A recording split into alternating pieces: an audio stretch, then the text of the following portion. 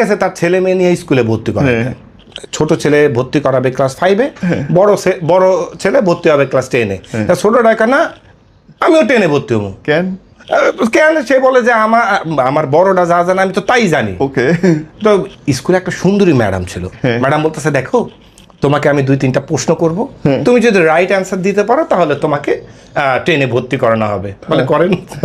এবার ম্যাডাম আবার একটু হটি ছিল, বলে বলো তো কোন শব্দ এস দিয়ে শুরু আর এক্স দিয়ে শেষ? তো বাচ্চা বলে ম্যাডাম 6। বলে আচ্ছা 6। আচ্ছা বলো তো কোন জিনিস, হ্যাঁ আমার আছে 2টা কিন্তু গরুর আছে 4টা? বলে ম্যাডাম পাও, গরুর সাইডটা আপনার 2টা।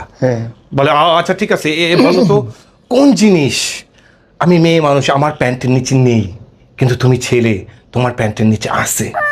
বলে ম্যাডাম সেইম। এই শুই না স্কুলের প্রিন্সিপাল বলতেছে ভাই আপনার পোলারে ভার্সিটিতে ভর্তি করান, এগুলোর উত্তর আমি নিজেও খারাপ জিনিস মনে করছি।